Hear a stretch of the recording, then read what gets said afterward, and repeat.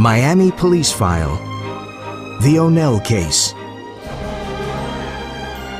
by Gina D.B. Clemen.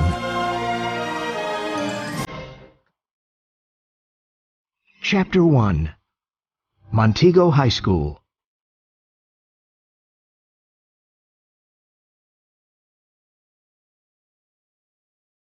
Montego Bay is a beautiful tourist town on the east coast of Florida, near Miami Beach. The town was founded in the 17th century by the pirates of the Caribbean Sea, who were called buccaneers. Montego Bay became their home port, and there are still legends about hidden treasure there. The new Montego Bay Wax Museum opened recently. It is a big tourist attraction with wax statues of famous explorers, buccaneers, sea captains, slave merchants, and criminals. Our story starts one Friday morning in October at the Martins' home. Bill and Michelle Martin lived with their parents in a nice old house. Bill was a tall boy of 16 with brown hair and blue eyes. This was his third year at Montego High School.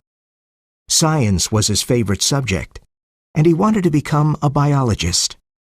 Basketball was his sport, and he was one of the best players on the school team. His sister Michelle was a pretty girl of 15 with short red hair and blue eyes. She loved all kinds of modern music and had a big collection of CDs. This was her second year at Montego High, and she was a member of the Journalism Club, which published the monthly school paper. "Hurry up, Michelle, it's late!" shouted Bill from the living room. "I'm coming!" shouted Michelle from the top of the stairs. She ran down and took her backpack. "Bye, Mom. See you this afternoon." "Bye, Mom," said Bill. "There's basketball practice today. See you at dinner." "Enjoy your visit to the new museum," said their mother. Their father worked at the airport, and he was already at work. Bill and Michelle met their good friend Nick Chan in front of the park. He was a tall Chinese American of 16. He was a member of the basketball team, too. "Hi, guys," said Nick, smiling. "Let's hope this visit to the new wax museum won't be boring." "I know," said Bill. "and we have to write a report about it for Mrs. Jenkins." The students of the second and third year were visiting the new museum that morning. It was part of their local history course with the new history teacher, Mrs. Jenkins.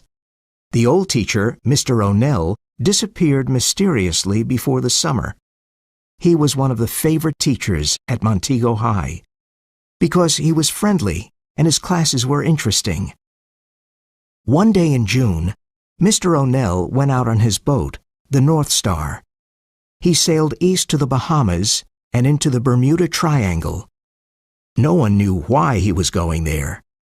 The Coast Guard found his boat a few days later, but he was missing. Only his dog was on the boat. They took the North Star back to the Montego Bay port and left it there.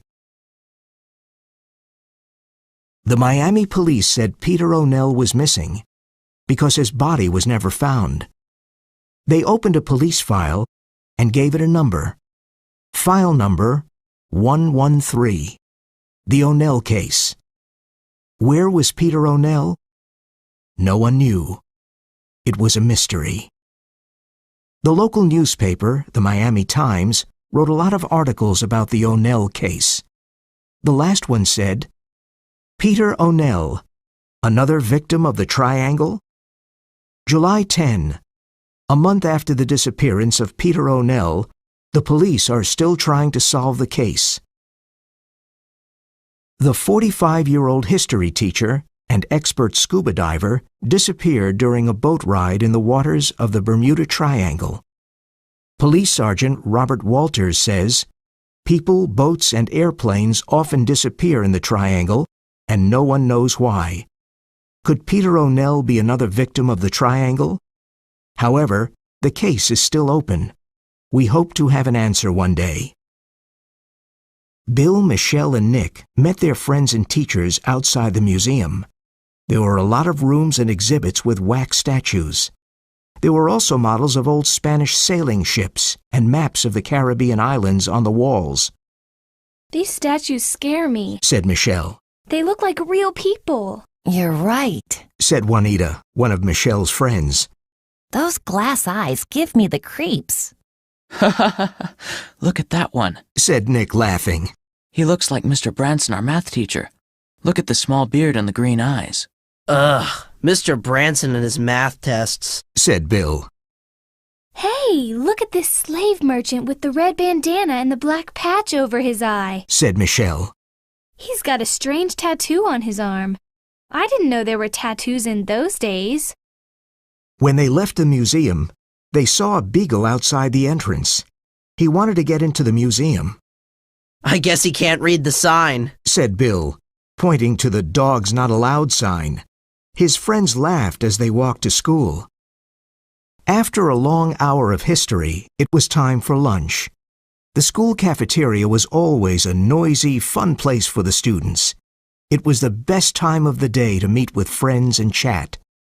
Michelle always had lunch with her best friends, Juanita and Susan.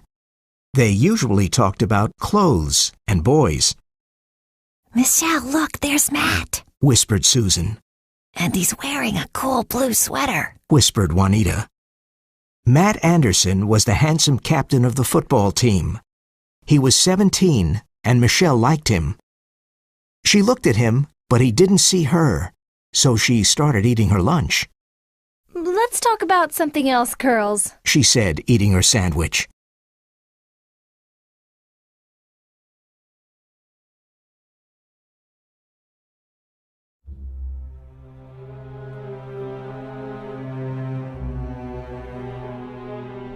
Chapter 2. At the Port.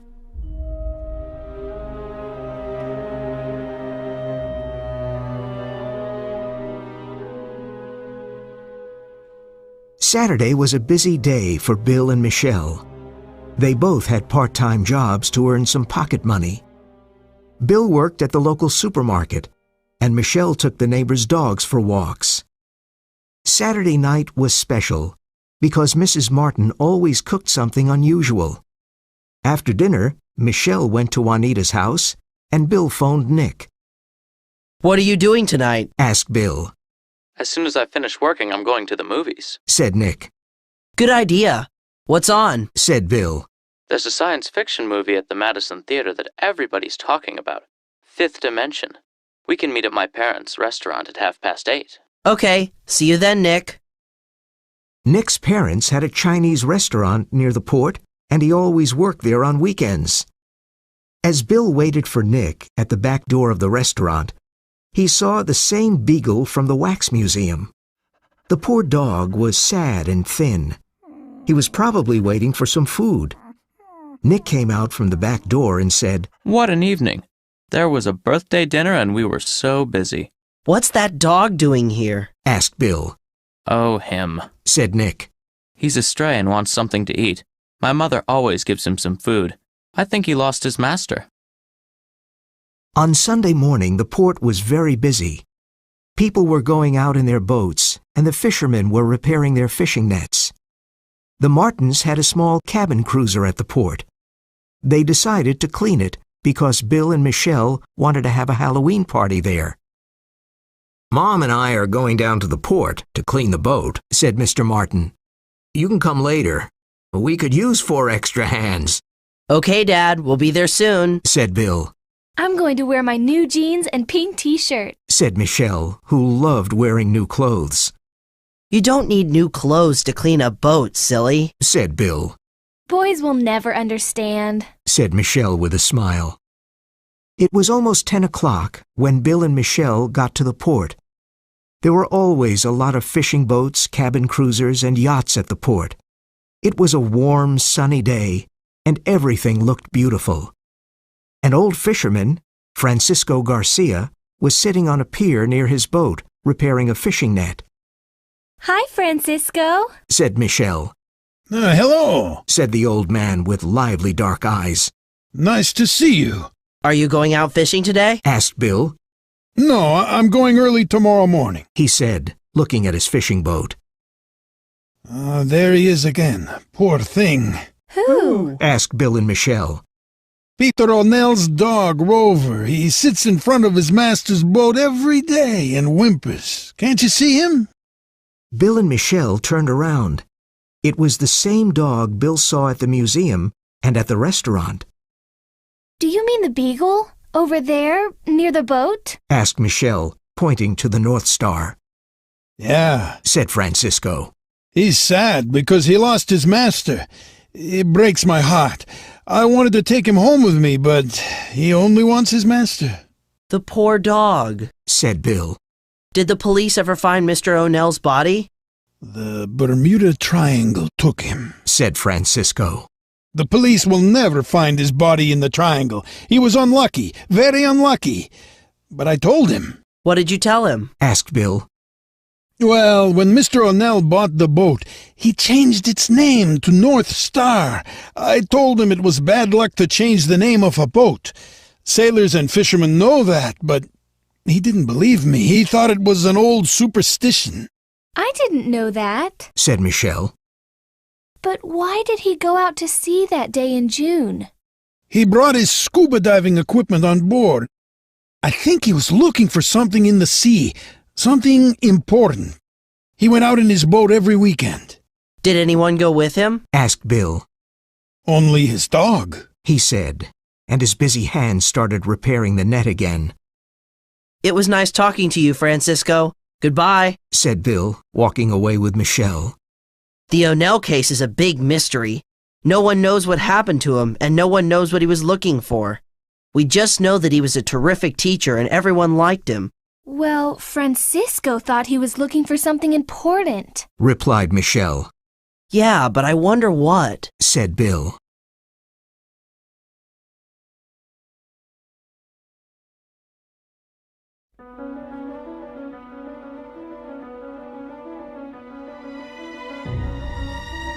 Chapter 3. A Halloween Party.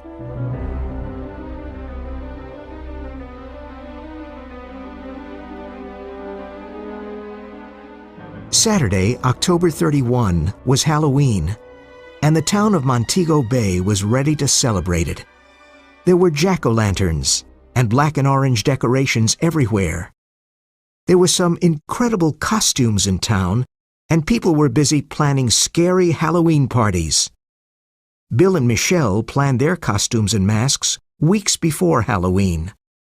Bill was a vampire, and Michelle was a rock star. She was excited because she could wear more makeup on Halloween.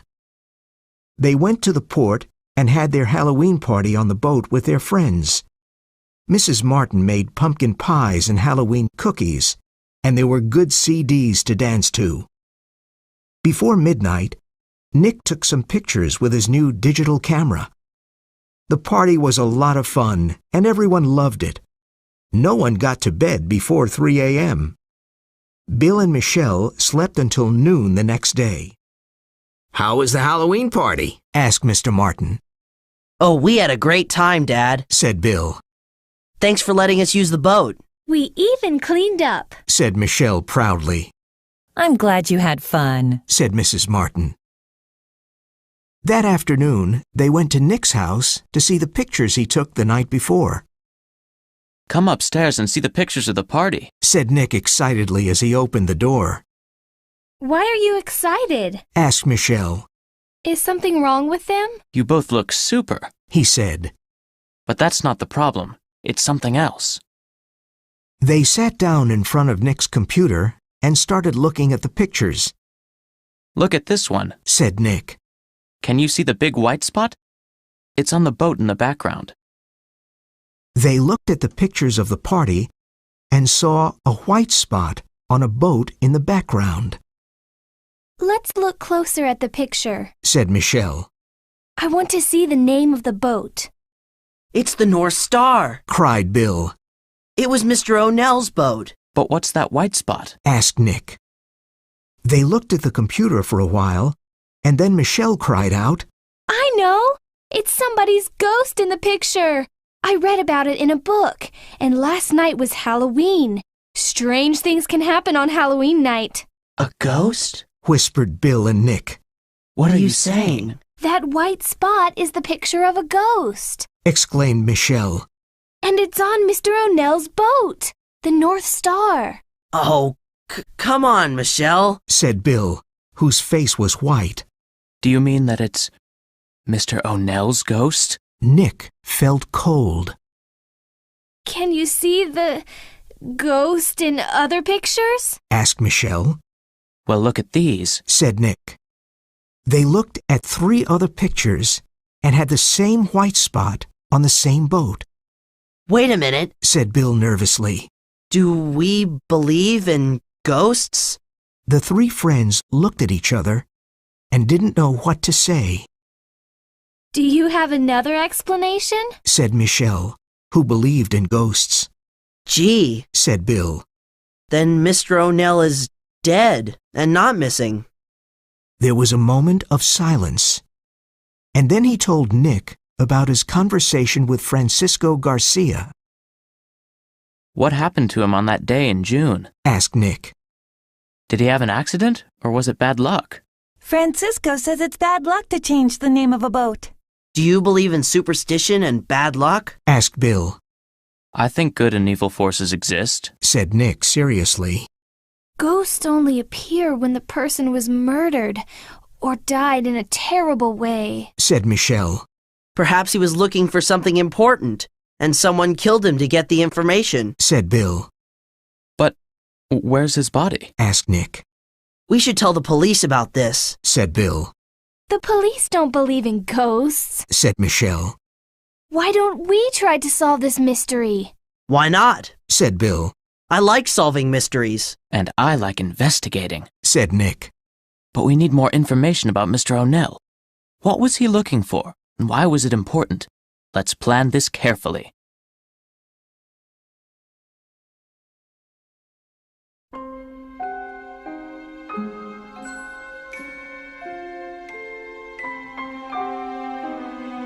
Chapter 4. The Wardrobe.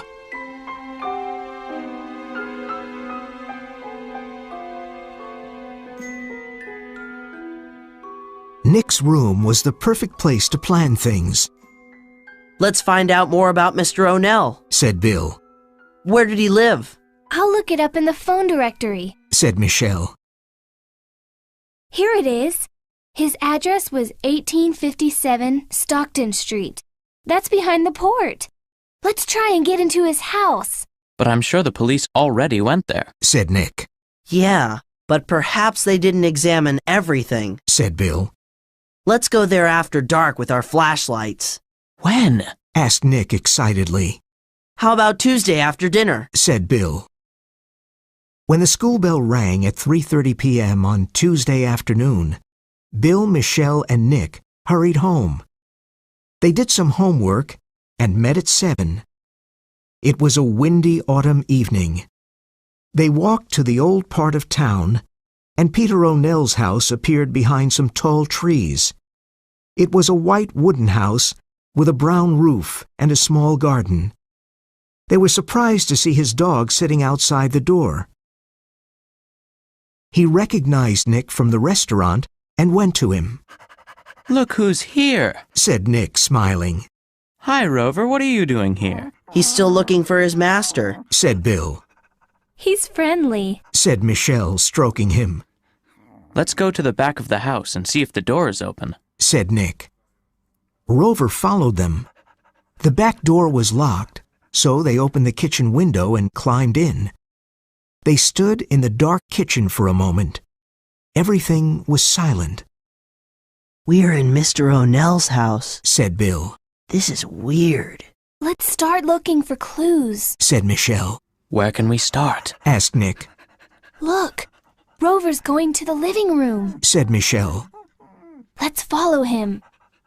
The living room was small, and there were 2 armchairs near the window. There was a big color photograph of O'Nell and his dog on a small table. Michelle looked at the photograph. It was probably taken on his boat in the summer. Look, he's got a strange tattoo on his arm. It's a peace sign, said Bill. They were popular in the 1970s. Rover led them to the hall and sat down in front of a door. He barked and put his paw on the door. Let's open it, said Michelle. She was scared, but she opened the door. There were stairs that went to the dark basement, and the air was cold. Bill and Nick turned on their flashlights and slowly went down the stairs, and Michelle and Rover followed them. They looked around and saw a few boxes of books, some diving equipment, and a big wooden wardrobe. Rover went to sit in front of the old wardrobe and started barking. Why is he barking at the wardrobe? Asked Nick as he stroked the dog's head. He barked again and looked at Nick with his big brown eyes. Then he began pushing the wardrobe door with his paw. Let's open it, said Nick. His heart beat fast as he turned the key and opened the door. He saw 2 scuba diving suits. There's nothing interesting in here, he said, closing the wardrobe. Rover barked again and pushed the door with his paw. Nick opened the wardrobe again and looked inside carefully. Could there be something behind this wardrobe? Said Michelle. Like in mystery novels, Michelle? Said Nick, laughing.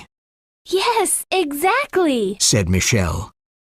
Come on, let's try and move it to one side. Okay, let's try, said Bill. The wooden wardrobe was very heavy, but they were able to move it a bit. Rover was right. There was a small opening to a tiny room.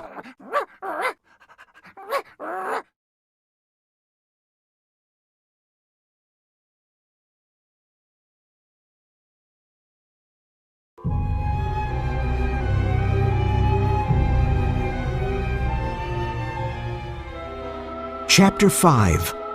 A Secret Closet. This is super, said Michelle. We discovered a secret room. You mean a secret closet, said Nick, moving his flashlight around. It's very small. There were 2 big maps and some newspaper articles on the walls and a diary on an old chair. This is cool, said Bill. I don't think the police knew about this place. And it's probably full of clues, said Nick. The maps on the wall show the Bermuda Triangle, the sea between Miami, Puerto Rico, and Bermuda. There were red pen marks on the maps. Mr. O'Neill was probably trying to find a particular spot in the Bermuda Triangle, said Nick. Listen to this headline from the Miami Times, said Michelle. Ship with precious cargo disappears in the Bermuda Triangle. Let's see, said Bill, holding up his flashlight. The 3 of them started reading the newspaper article on the wall. A small ship, the Pelican, disappeared in the Bermuda Triangle last week. It was transporting ancient Roman and Greek artifacts bought in Europe by an important American museum. The artifacts are worth millions of dollars, and they are now probably sitting on the bottom of the Atlantic Ocean. I think I understand, said Bill. Mr. O'Neill was probably looking for the ship in the Bermuda Triangle. That's why these 2 maps are marked in the same place. And that's why he went out in his boat with his diving equipment every weekend, added Michelle. But why was he looking for them? Asked Nick. That's a good question, said Bill. I'm sure a lot of dishonest art dealers want to find those artifacts and sell them on the black market. It's a big business. They're worth millions of dollars. But Mr. O'Neill wasn't dishonest. I'm sure he was looking for them for another reason. Michelle started looking through the diary on the chair. Hey, look, she said. On June 7th, Mr. O'Neill wrote this note in his diary. Call Professor Ortega at Florida Historical Museum. That's the day before he disappeared. She paused for a moment and said, Perhaps Mr. O'Neill was working for the Florida Historical Museum, and that's why he was looking for the ship. That's a good explanation. He was an expert scuba diver, said Bill. Is there anything else in that diary? Michelle looked through the pages. On May 31st, he wrote, "Blackbeard still following me at sea." Who's Blackbeard? Well, he was a pirate centuries ago. I don't think it's him, said Nick. But Blackbeard could be the name of a boat. The boat that was following him. Perhaps the people on that boat were looking for the artifacts too. Let's go to the port and see if the Blackbeard is there, said Bill. All right, said Nick. But let's go now, it's late. And it's getting very hot in this closet, said Michelle. Suddenly, there was a loud noise upstairs. What's that? cried Michelle. We're not alone here, said Nick. Someone or something is in the house. They stood still for a minute. Well, Michelle, whispered Nick. You're the ghost expert. Whose ghost is upstairs? Oh, stop it, whispered Michelle, who wanted to get out of there. They got out of the secret closet and quickly pushed the wardrobe against the wall. They went upstairs silently and climbed out of the small kitchen window, followed by Rover. When they were outside the house, they heard another loud noise and ran away. Oh, that math test was impossible, said Nick, walking out of Mr. Branson's class angrily. I think he makes math hard for us, said Bill. I couldn't finish the last two problems. Me neither, said Nick. I studied until late last night, but it didn't help. Even Maria Lopez, who's a math genius, didn't finish the last problem. Hey, let's think about the big game against South Miami High tonight, said Bill. They're a strong team. And so are we, said Nick. That evening, the Montego High gym was crowded and noisy. The colors of the two schools were everywhere. Orange and purple for Montego, and black and red for South Miami. It was an important basketball game, and the local TV station was there to film it. Michelle sat with Juanita and Susan. Mike Anderson and his friends from the football team were sitting behind them, and this made Michelle nervous. I'm happy I wore my new sweater with the school colors, she thought. I hope Mike notices it. It was an exciting game, and everyone was cheering for their team. Montego High finally won and entered the Florida finals. Someone touched Michelle's shoulder. She turned around and saw Mike.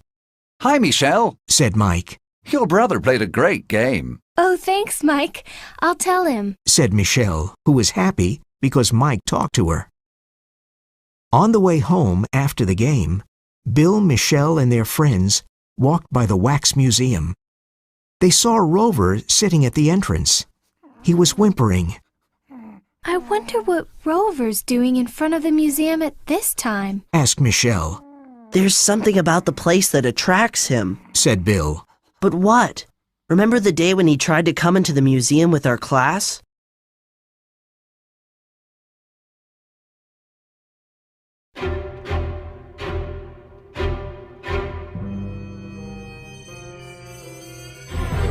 Chapter 6.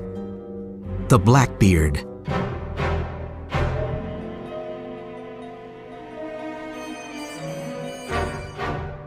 On Sunday, Bill, Nick, and Michelle continued investigating the case. This time they met in Bill's room. We have to find the Blackbeard and see who it belongs to, said Bill.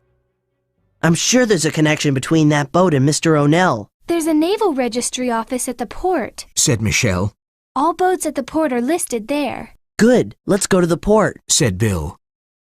The Naval Registry was a small office near the Montego Yacht Club. Michelle went in and talked to the clerk. Hello, my name is Michelle Martin, and I need some information. Is the Blackbeard here? Let me check, said the clerk as he turned to his computer. Here it is. The Blackbeard. It's at Pier number 8. That's where the biggest yachts are. Can you tell me the name of the owner? Let's see. It's Mr. Julian Devereaux from New Orleans. Julian Devereaux? Said Michelle, surprised. Yes, Julian Devereaux. He and his wife are the owners of the new Wax Museum. Okay, thanks for your help, said Michelle. She met Bill and Nick outside and told them about the Blackbeard. Wow! Cried Nick. So Julian and Gertrude Devereaux are the owners of the Wax Museum and the Blackbeard, Said Bill. And they gave a lot of money for the new park. Said Nick. There's a connection. Said Michelle. Why were they following the North Star at sea? And what about the Wax Museum? Asked Nick. Why is Rover so attracted to it? This case is really difficult. Said Michelle. Well, Said Bill. we know that the Blackbeard is at the port, and that Julian Devereaux owns the boat and the Wax Museum. There was a moment of silence. And we know he's rich. Said Nick. But that's not much. The clerk said that Julian Devereaux is from New Orleans. Added Michelle. Let's go home and look on the web. At home, they got on the web and found some interesting information. Devereaux was the owner of a maritime museum in Charleston, South Carolina, and a new art museum in Houston, Texas. This man owns 3 museums. He's very rich. Said Michelle, grinning. And guess what you find in museums? Artifacts! Cried Bill and Nick. Like the ones O'Neill was looking for. Exactly! Said Michelle excitedly. So what's the next step? Asked Nick. Said Bill, looking at the computer screen. We have to find a way to get on the Blackbeard. We could find some evidence of Devereaux's connection to this mystery. The Blackbeard's at pier number 8. Said Michelle. We can go one evening when the museum is open. I don't want to meet them face to face. The museum's always open on Friday and Saturday evenings until 10 p.m. Said Nick. And the Devereaux are there on those evenings. Okay, Said Bill. listen to my plan. On Friday night, Nick and I will try to get on the Blackbeard. Michelle, you can sit in the coffee shop across the street from the museum. If the Devereaux leave the building, call me on my cell phone. Good plan. Said Nick. It was November and almost Thanksgiving, but the 3 friends could only think about the O'Neill case. On Friday evening, they met in front of the museum.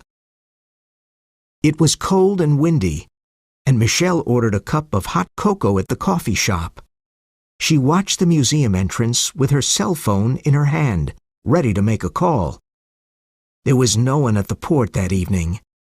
The boys could hear their footsteps as they walked quickly past the North Star and turned left at pier number 8. The lights of the Blackbeard were on, and the 2 boys stopped behind a van. Someone's on the boat. Whispered Nick. What shall we do now? Let's wait here and see what happens. Said Bill. Suddenly, the lights went off. Julian Devereaux got off the yacht and into his sports car and drove away. Whew, Said Bill. They waited a few minutes and then got on the yacht. The glass door was closed but not locked, so it was easy to get in. He didn't lock it. He's probably coming back soon. Said Nick. Let's hurry. They turned on their flashlights. It was their first time on a yacht.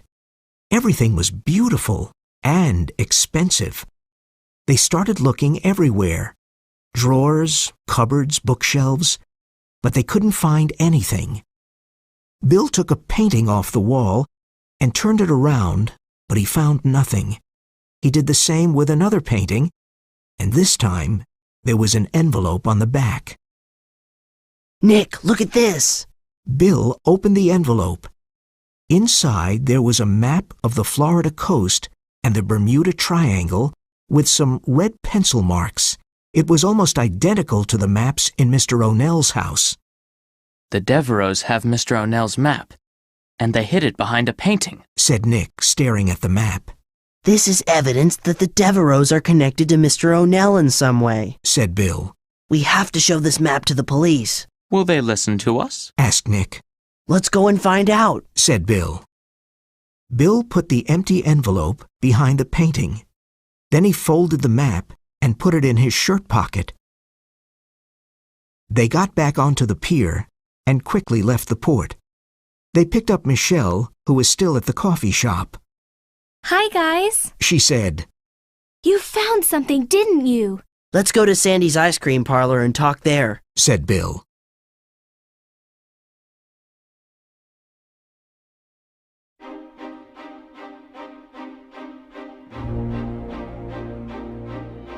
Chapter 7. Sergeant Walters.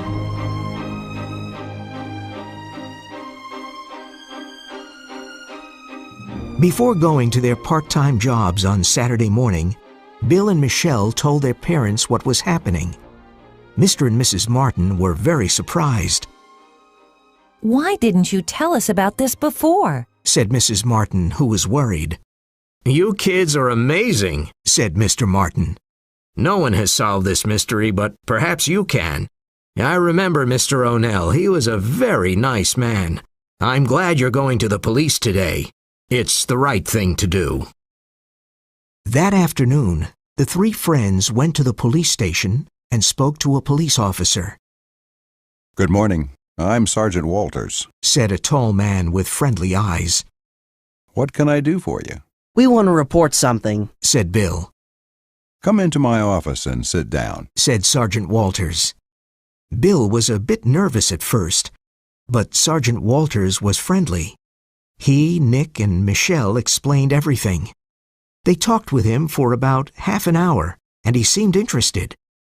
Sergeant Barnes, please bring me the O'Neill case file number 113, said Sergeant Walters. He looked through several papers in the file and then wrote something down. You three are good detectives, he said. But do you know that it is against the law to enter private property, like Mr. O'Neill's home and the Blackbeard? Bill and Nick were embarrassed, but Michelle was not. We wanted to help the police solve the case, she said seriously. We were looking for clues, but we won't do it again. The Devereaux are important citizens, said Sergeant Walters. They helped our community with their new museum, and they gave lots of money for the new park. The Wax Museum brings tourists and good business to our town. We don't have any real evidence against them. You found this map on their yacht, but anyone can have a map. But this map is identical to the ones we saw at Mr. O'Neill's house. And it was hidden behind a painting, said Nick. We want to solve the O'Neill case, too, said Sergeant Walters. But I need better evidence. For example, where is Mr. O'Neill's body? Perhaps he wanted to disappear and start a new life in another place. A lot of people disappear, you know. Or perhaps he had an accident at sea. We can't accuse anyone at the moment. We need to find his body first. Mr. O'Neill loved his dog, said Michelle. He could never go away and leave him. Dogs are very good at finding their masters. It's their sense of smell, said Sergeant Walters, with a strange light in his eyes. My men and I'll examine the secret room in Mr. O'Neill's house and take a look at those maps and his diary. But I still think he had an accident. Do you know how many people and boats disappear at sea? He got up from his desk and gave each of them his business card. Call me if you need me. They left the police station, and Bill said, Now we have to find the body before anyone will listen to us. Yeah, bodies are easy to find. They're everywhere, didn't you know? Said Nick, laughing. Oh, come on, don't worry, said Michelle. Remember what Sergeant Walters said? Dogs are good at finding their masters. It's their sense of smell. I think he's giving us a clue. Perhaps Rover can help us solve the case, said Bill. Nick thought for a moment. You can usually find him near the North Star, or at Mr. O'Neill's home, or at the Wax Museum, cried Michelle. Her cheeks were red with excitement. What attracts Rover to the museum? Something inside, said Bill. Yes, but what? Said Michelle. Let's find a way to get into the museum with Rover, said Nick. Dogs aren't allowed in the building, but there's a back door, the emergency exit. One of us can open it and Rover can go in. Great idea, Nick, said Bill. We can go tomorrow, said Michelle. It's Sunday, and there are always lots of visitors at the museum. No one will notice Rover. I hope. Okay, said Bill. Nick, Rover likes you, so you can wait outside the back door with him. Michelle and I'll buy tickets and go in. When we get to the back of the museum, we'll open the door and you and Rover can come in. Then we'll follow the dog and see what happens. Good, said Nick. My mother usually feeds him at 9 o'clock. I'll try to keep him at the restaurant tonight.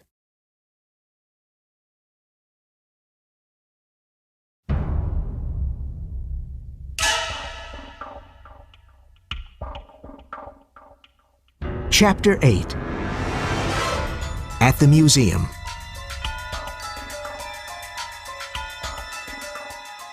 Bill and Michelle woke up early on Sunday morning. This was a very important day for them and Nick. They left their house at 9:30 and met Nick in the park. Hi, Nick, said Bill, looking at Rover's new red leash. The leash was my mom's idea, said Nick as they walked towards the museum. You and Michelle go ahead, and I'll wait for you outside the back door. That morning, a lot of tourists were buying tickets, so Bill and Michelle had to wait to get in.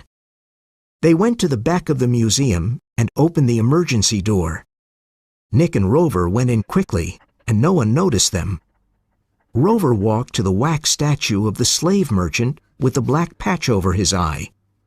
Rover stopped in front of it and started sniffing and whimpering, and the noise got louder. Some tourists saw him, but they didn't stop. I think Rover found something, said Michelle. She and the boys looked at the 17th century slave merchant. Then Michelle noticed the tattoo on the statue's arm. Hey, look at that tattoo, whispered Michelle. Do you remember it? It's the same tattoo we saw in the photograph at Mr. O'Nell's house. The peace sign, whispered Nick. But they were popular in the 1970s. A slave merchant of the 1600s didn't know about peace signs. Rover started barking. He's found something, said Bill, as the barking got louder and the dog became more excited. Could that be his master? said Nick, his voice trembling. But it's a wax statue, said Michelle weakly. Yeah, but look at the tattoo, said Bill. Is that a wax statue, or is it someone's body? They felt cold, and their hearts started beating fast. Suddenly, their legs felt weak. But how is it possible? Nick couldn't finish his sentence. Rover's bark got louder, and the museum guard came by. I'm sorry. Dogs aren't allowed in the museum, he said. Please take him out. No, we're not taking him out, said Bill angrily. You must obey the rules of the museum or I'll call the police. No, said Bill angrily. We'll call the police. Michelle, do you still have Sergeant Walter's card? Of course I do, she said, taking out her phone. I'll call him. Several visitors stopped to see what was happening. Rover was very excited and barked loudly. Nick pulled on the leash to hold him back. Michelle called Sergeant Walters and asked him to come immediately. We have a body for you, she said with a trembling voice. More visitors stopped near them. Sergeant Walters, Sergeant Barnes, and 2 other policemen got to the museum in a few minutes. Sergeant Walters, we found Mr. O'Nell's body, said Michelle loudly. His dog led us here and started barking. We noticed that the tattoo on the statue is the same tattoo we saw in a photograph at Mr. O'Nell's home, a peace sign, popular in the 1970s, and this museum is owned by Mr. and Mrs. Devereaux. O'Nell's body? Exclaimed Sergeant Walters. What are you saying? I want to look into this. He turned to the museum guard and said, I want to examine this statue carefully. Do you have a back room? Yes, I'll open it for you, said the guard. Sergeant Walters asked his men to take the statue to the back room. I want to speak to the owners of the museum immediately, he said. Mr. and Mrs. Devereaux are in their office upstairs. I'll go and call them. The guard was worried and confused. Sergeant Walters' men carried the statue to the back room, and Rover started following them. Nick pulled him back, but it wasn't easy. Sergeant Walters called the police station and asked them to send a medical expert. Then he turned to the three young people who were very excited about their macabre discovery.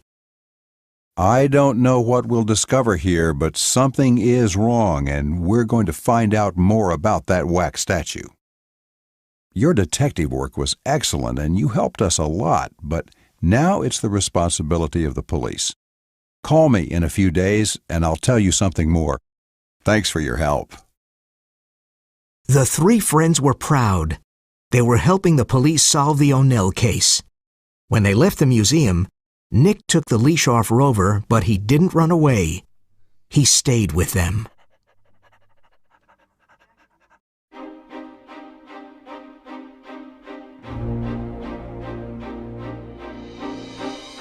Chapter 9. The case is solved.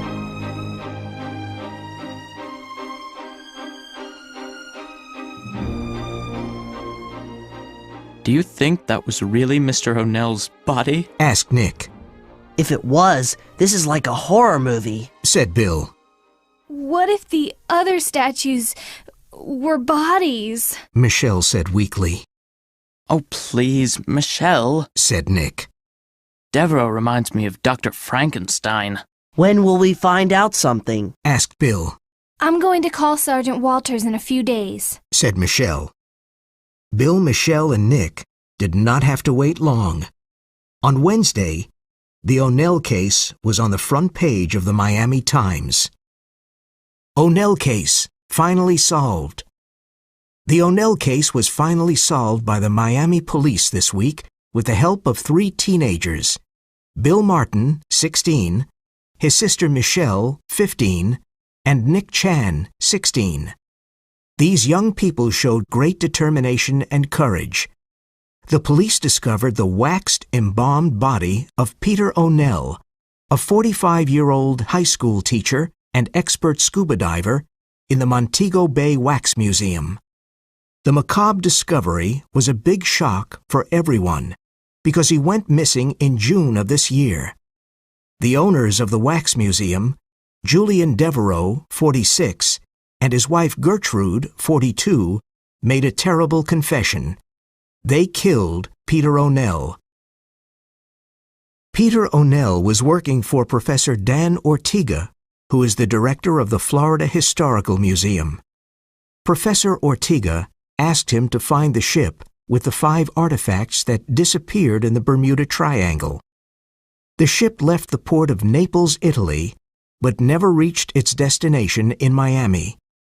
All radio contact was lost when the ship entered the Triangle.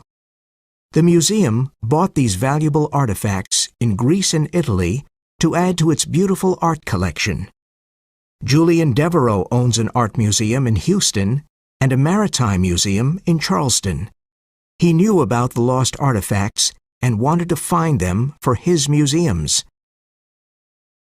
He followed O'Nell's boat during his trips to sea. On June 8th, when O'Neill was scuba diving, Devereaux went on his boat and stole O'Nell's maps. These important maps showed where the ship and the artifacts were. O'Neill returned to his boat before Devereaux could leave it. He shot and killed O'Neill with his gun. With the help of his wife, he brought O'Nell's body back to his yacht, the Blackbeard. They had to eliminate the body, so they took it to the Wax Museum that night. Julian Devereaux is an expert chemist, and he embalmed the body. Then he put it in a bath of hot wax and made it look like a statue, the wax statue of a slave merchant of the 1600s. With a patch over one eye, a dark beard, and a red bandana, it was almost impossible to recognize O'Neill. But the expert chemist forgot to eliminate the tattoo on O'Nell's arm. With O'Nell's maps, Devereaux found the 5 artifacts in the Triangle and hid them in his museum in Houston. The priceless artifacts will return to the Florida Historical Museum next week. The Montego Bay Wax Museum is closed for now. On Saturday morning, there will be funeral services for Peter O'Neill. All the students and teachers of Montego Bay High School will be present. O'Nell's dog, Rover, who helped to solve this case, found a new home with Nick Chan and his family. After reading the article several times, Bill, Michelle, and Nick couldn't believe that they solved the case. But they were sad about O'Nell's terrible death. Now Michelle had a big story for the December issue of the school paper. She was suddenly the most popular member of the journalism club. The Devereaux almost committed the perfect crime, she said. Yeah, but they forgot about a dog's instinct and his sense of smell, said Bill, grinning at Rover. Let's celebrate at my restaurant, said Nick, and Rover barked. That's super, exclaimed Bill. Hey, let's walk down to the port and invite Francisco, said Michelle. After all, he's part of this too. He was the first one to give us clues. At that moment, Michelle's phone rang, and she saw Mike's number on the display. Now, everything was really perfect.